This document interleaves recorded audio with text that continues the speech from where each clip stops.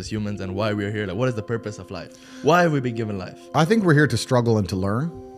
I don't think we're here to be happy. That's why when we keep going back to the happy argument, I've always found that kind of frustrating and annoying. Yeah. When someone goes, oh, but I want to be happy. Why?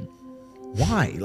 Why do you want to sit there and laugh like you were happy your entire childhood? That's your happy days. You're allowed to be happy as a kid. Finished. It's all over now, right? You're a man. You have responsibilities. I think we're here to do important. Provide, protect, and we're also here to do important things. And important things are going to be difficult, and they're going to be hard, and you're going to get frustrated.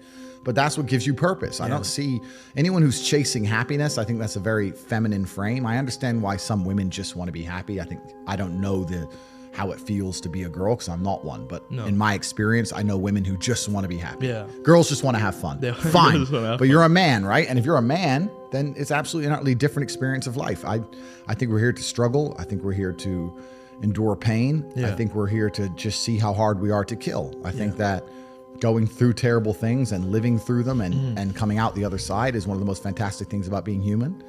I think that it's almost like once you understand what life is really about, there's no emotion which isn't enjoyable. The only emotional state which can be seen as detrimental is feeling nothing at all. But if you're sitting at home and you're feeling truly heartbroken, at least you're feeling something, right? And I think that's the whole part of being human.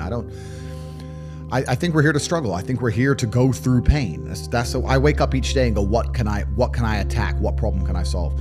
And look at history. Why did Genghis Khan wake up and want to conquer the whole world? Why did Napoleon conquer the world? Why did Alexander the Great conquer the world? You just wake up and just say, give me this, give me that. I want all of it. I need to, there's an army there. They're really big. We're better. It's intrinsic. Yeah. You need to go and conquer. That's the purpose of life. Yeah, but why do you think that we were created here to do you believe that God created us? So why did God create us to struggle? Like what is it? Because if you don't struggle, you don't learn. Yeah. God created us to learn and understand ourselves and understand other people and understand the world. And what did I say earlier? I said that you don't learn a lesson or you don't appreciate something without pain. Without pain. So you have to struggle to learn anything. There's only two ways to learn things: the hard way or the harder way. If you're smart, you can learn the hard way. But in my experience, 99% of the planet only learn the hardest possible way. If the lesson's even 85% effective, they'll make the same mistake. It's only when they completely decimate and destroy an element of their life do they sit there and go, oops, now I get it. No. That's how it goes. What do you believe about depression? Do you believe depression is a real thing? I believe that feeling depressed is real. I don't believe depression as a clinical disease is real, no. Really? Correct. You don't believe people can be clinically depressed? I think PTSD is very real. Unfortunately, I have some friends who suffer from that. I know that feeling depressed is real. I believe that the number one power you have against these things are trying to take control of your own mind and affecting your own life. I believe that it's not healthy to hand over all your power and believe that depression is an outside disease that you can't affect. I know that when I've had difficult periods in my life, and also many of my friends, like I've said, suffer from PTSD and been through terrible things.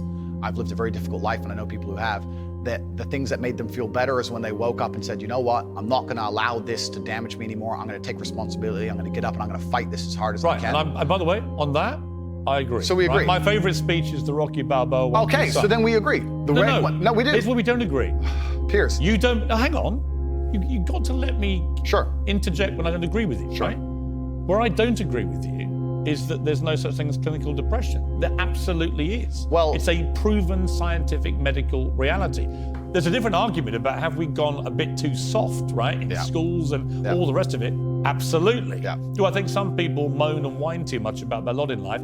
Definitely. Okay. Are we a victimhood society? 100%. Okay. Is there such a thing as clinical depression? Absolutely. And my argument is that if you actually bracket everybody who's not clinically depressed and doesn't have the genuine medical condition, then actually if millions of people are deemed to have depression, the ones who really need the help don't get it. Well, that's my point. Well, that I would agree with. You're right. I think it's certainly an overused term. But you don't accept there is such a thing as clinical depression. No, I don't. And that to me is a damaging view. Okay, well, let me explain why.